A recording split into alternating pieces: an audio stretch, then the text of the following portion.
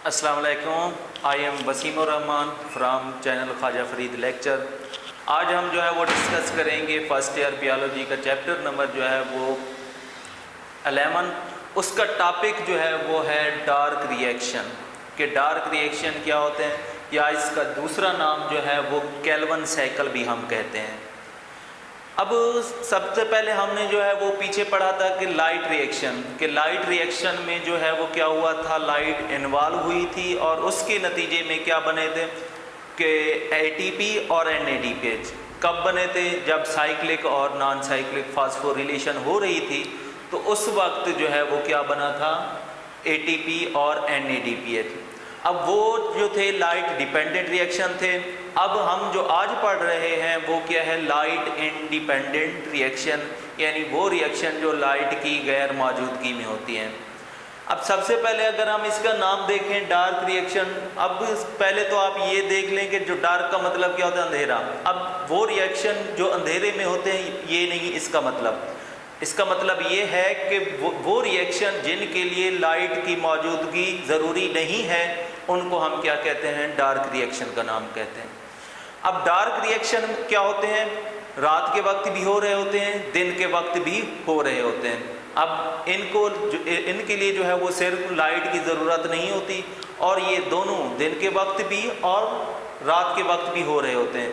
जबकि दूसरा जो हमने लाइट रिएक्शन पढ़े थे, उनमें जो है वो क्या होती है, लाइट ज़रूरी होती है, और वो रिएक्शन सिर्फ कब होते थे, दिन के वक्त होते थे। इस तरीके से जो है वो क्या होता है, डार्क रिएक्शन होते हैं।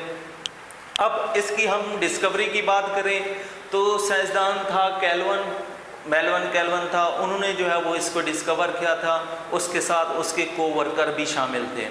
अब इन्होंने जो है वो पहली मर्तबा जो है वो डिस्कवर किया था इसको, डार्क रिएक्शन को। अब डार्क रिएक्शन जो होते हैं, अब वो डिस्कवर करने के बाद उनको जो है वो कब 1961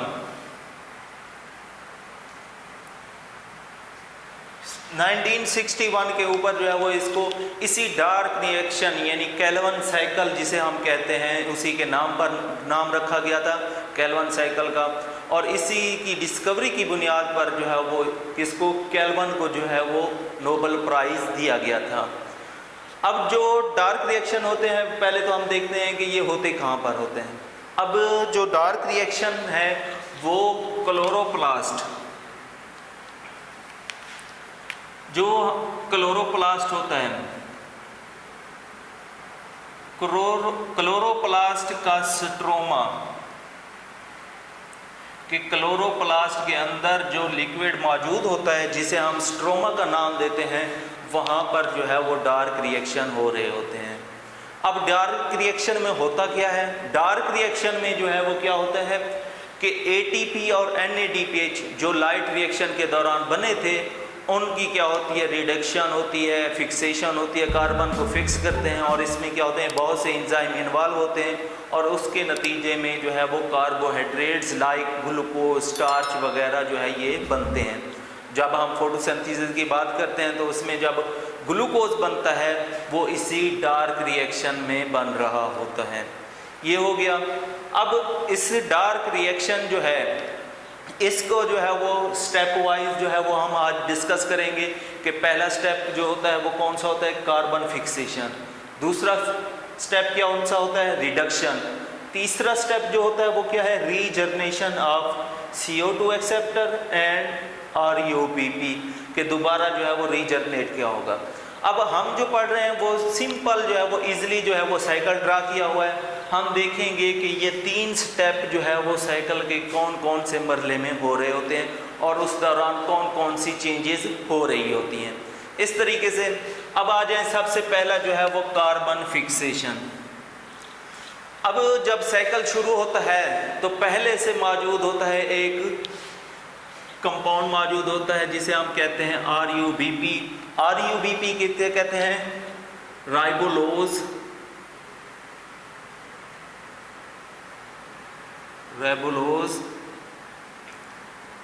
बिस फास्फेट। अब राइबोलोज बिस फास्फेट जो है इसे हम क्या कहते हैं, RUBP का नाम कहते हैं। ये पहले से मौजूद होता है। अब बिस अब इसको बाई भी लिख सकते हैं, बेस भी लिख सकते हैं। बाई का मतलब क्या होता है? 2। कि क्या होता है? ये क्या है? 5 कार्बन। अब यहाँ पर जो गोल दायरे जो है वो शो किए गए, ये गोल दायरा जो है वो किसको? कार्बन को शो कर रहा है। 1 2 3 4 5 के 5 कार्बन वाली जो है वो क्या है? एक शुगर मौजूद है जिसे RUBP का नाम देते हैं। और ये RUBP जो है वो क्या है? 5 कार्बन है, जिसके दोनों तरफ में यानी इधर भी एक फास्फेट ग्रुप अटैच है और इधर भी एक फास्फेट ग्रुप अटैच है। अब इसमें क्या होना है? इस RUBP के अंदर कार्बन फिक्सेशन होनी है। अब कार्बन फिक्सेशन का मतलब कि इस RUBP के साथ जो है वो 3 कार्बन डाइऑक्साइड के मॉलिक्यूल ने ऐड होना है। अब ऐड होने को क्या कहते हैं? फिक्सेशन का नाम देते हैं। अब ऐड जब होंगे तो इनको ऐड करने के लिए जो है वो एक एंजाइम काम करता है जिसे क्या कहते हैं? रिबुस्को का नाम देते हैं। रिबुस्को क्या है? एक एंजाइम है, और एंजाइम जो है वो क्या होते हैं? प्रोटीन इन नेचर हैं। और हमारी अर्थ के ऊपर सबसे ज़्यादा पाए जाने वाली प्रोटीन जो है वो क्या है? रिबुस्को, यानी जो एक एंजाइम है रिबुस्को। अब यही रिबुस्को जो होता है वो क्या होता है? हाईली रिएक्टिव होता है। इसने क्या करना होता है? इस कार्बन डाइऑक्साइड को 3 कार्बन को जो है वो ऐड करना होता है किसके अंदर? RUBP के अंदर। और इसके नतीजे में क्या होता है कि 6 कार्बन कंपाउंड बन जाता है। अब 6 कैसे बनेगा? कि हमने देखा कि 1 2 3 4 5 जो है वो क्या थे? पहले से मौजूद थे, 5 कार्बन थी।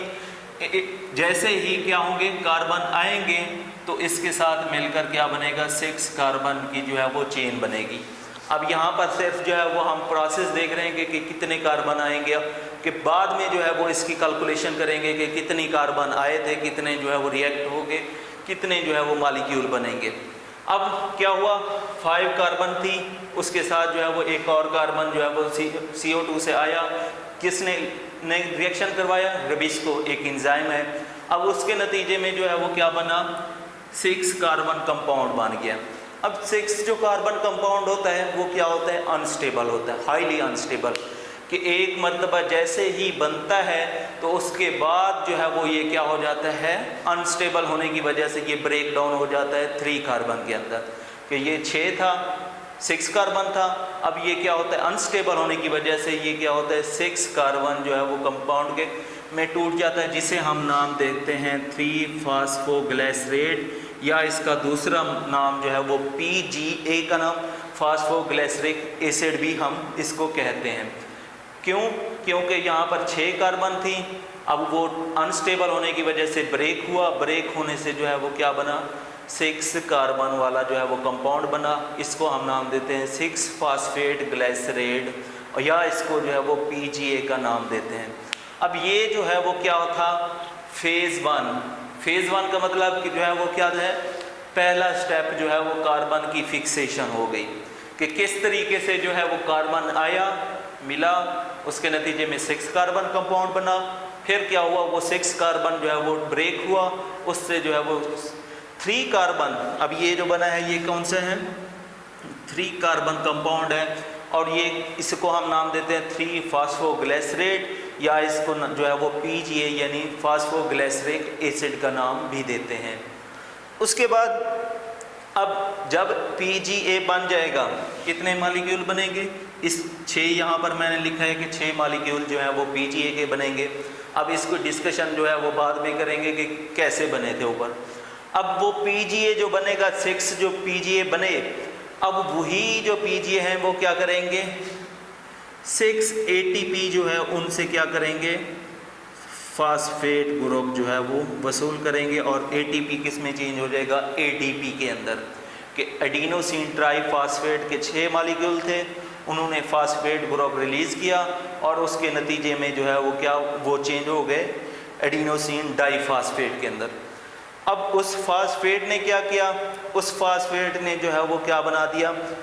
1,3-बाईफॉस्फोग्लिसरेट ये था। यहाँ से फिर जो है वो क्या हो जाता है? फेज़ 2 शुरू हो जाता है, कि किस तरीके से जो है वो PGA के मॉलिक्यूल जो होते हैं वो क्या ATP से फास्फेट लेते हैं, और फास्फेट लेने से जो है वो उनसे कौन सा कंपाउंड बनता है, 1,3 बाई फास्फेट ग्लिसरेट। कि यहाँ पर जो है वो देखें गौर से कि 3 कार्बन थे, उसकी एक साइड पर फास्फेट था, लेकिन जैसे ही फास्फेट ATP से आएंगे 6 तो क्या होगा, 6 कंपाउंड होंगे, तो उनकी दोनों तरफ से जो है वो क्या होगा, फास्फेट अटैच हो जाते हैं, इसीलिए 1,3 बाई फास्फोग्लिसरेट का नाम दिया जाता है। यहाँ तक हो गया। अब ये जो है वो फेज़ 2 चल रहा है, यानी दूसरा स्टेप कौन सा है, रिडक्शन का। अब रिडक्शन हो रही है यहाँ पर, अब बन गया हमारे पास। उसके बाद क्या होगा, यही 1,3 बाई फास्फोग्लिसरेट जो है वो क्या करता है, इलेक्ट्रॉन जो है वो रिसीव करता है किससे, NADPH। अब ये ATP और NADPH जो है ये वही मॉलिक्यूल हैं जो क्या हुए थे, साइक्लिक और नॉन साइक्लिक फास्फोरिलेशन के दौरान बने थे और यहाँ पर क्या हो रहे हैं, इस्तेमाल हो रहे हैं। अब पहले में क्या हुआ, ATP ने फास्फेट ग्रुप रिलीज़ किया, उसके बाद दूसरे स्टेप में क्या हुआ, 6 NADPH जो है वो क्या करेंगे, इलेक्ट्रॉन देंगे और ये किस में चेंज हो गए, 6 NADP प्लस के अंदर। अब जैसे ही इलेक्ट्रॉन जो है वो एक्सेप्ट करेगा 1,3 बाई फास्फोग्लिसरेट, तो वही 1,3 फास्फोग्लिसरेट जो है वो किस में चेंज हो जाएगा, ग्लिसर अल्डिहाइड 3 फास्फेट, जिसे हम जो है वो G3P का नाम देते हैं। कि क्या नाम है, G3P, या इसको ग्लिसर अल्डिहाइड 3 फास्फेट का नाम देते हैं। कब बना, जब इलेक्ट्रॉन जो है वो एक्सेप्ट हुए, किसने एक्सेप्ट किए, 1,3 बाई फास्फोग्लिसरेट। अब कितने बन गए हमारे पास, 6 जो है वो क्या है, G3P है। उसके बाद क्या होगा, अब आगे हमारे पास जो 6 G3P बने हैं उनमें से सिर्फ एक G3P जो है वो क्या होगा, आउटपुट देगा, यानी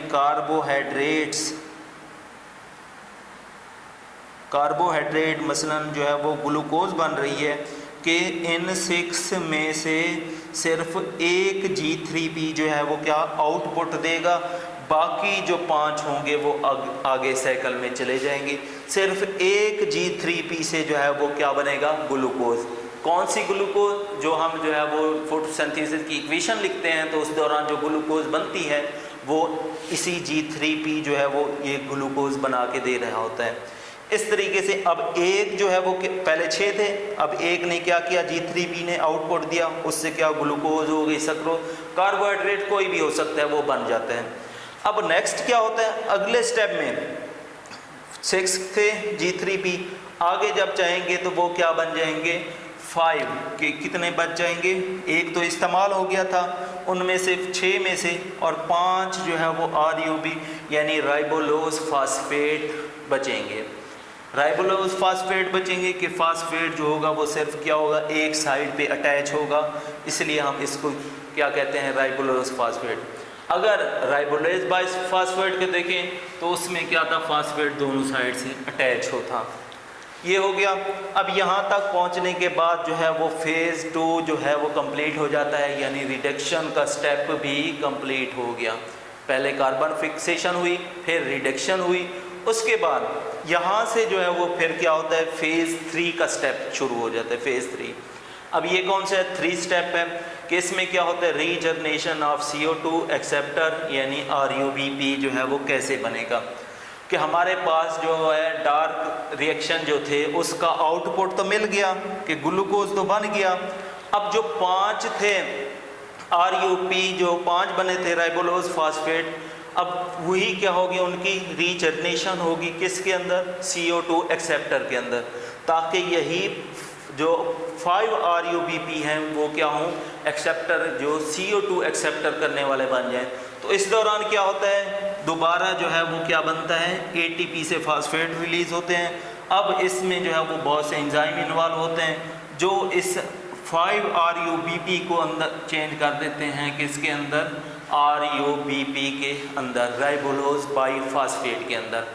अब राइबोलोज बाई फास्फेट, यहाँ पर क्या था, RUP कि राइबोलोज फास्फेट के एक फास्फेट अटैच था। अब यहाँ पर क्या हुआ है, राइबोलोज बाइफॉस्फेट हुए कब, जब एटीपी तीन एटीपी ने जो है वो क्या किए, फास्फेट ग्रुप जो है वो दिए, तो उसके नतीजे में क्या हुआ, राइबोलोज बाइफॉस्फेट बन गया। अब क्या होता है, अब यही राइबोलोज फास्फेट जो है वो अगले स्टेप में जाने के लिए जो है वो तैयार हो जाता है। तो इस तरीके में जो है वो, इस तरीके से तीसरा स्टेप भी क्या हो जाता है, कंप्लीट हो जाता है कि रीजनरेशन हो जाती है किसकी, CO2 एक्सेप्टर की, यानी RUBP दोबारा बन जाता है। और ये दोबारा जो है वो नेक्स्ट स्टेप में कि दोबारा जो साइकिल रिस्टार्ट होगा, यानी दोबारा अगला साइकिल जो चलेगा, तो उसके लिए जो है वो RUBP दोबारा जो है वो इस्तेमाल होगा। और दोबारा जब चलेगा साइकिल तो उसमें वही स्टेप 1 कार्बन फिक्सेशन होगी, फेज़ 2 में जो है वो रिडक्शन होगी, फिर रीजनरेशन होगी। अब यहाँ पर जो है वो क्या बन रहा है हमारे पास, आउटपुट सिर्फ कार्बोहाइड्रेट्स। हर साइकिल के दौरान एक G3P जो है वो कार्बोहाइड्रेट बनेगा, बाकी जो है वो साइकिल चलता रहेगा और इस तरीके से जो है वो कार्बोहाइड्रेट्स यानी ग्लूकोज वगैरह जो है वो बनते रहेंगे। ये हो गया।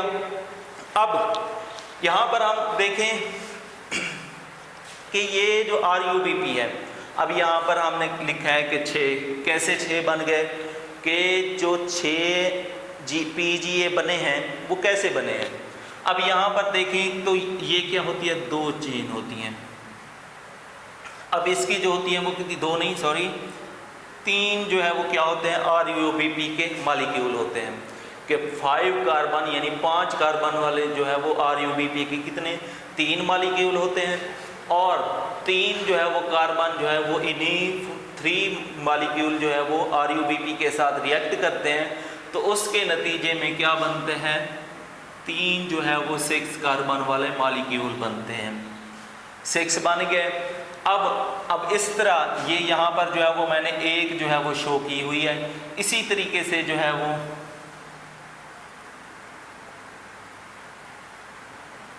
5 और 6 ये हो गई। इसी तरीके से जो है वो क्या होते हैं, टोटल जो है वो यहाँ पर कितने, 6 जो है वो क्या बनेंगे, 5 कार्बन वाला शुगर, 2 4 6।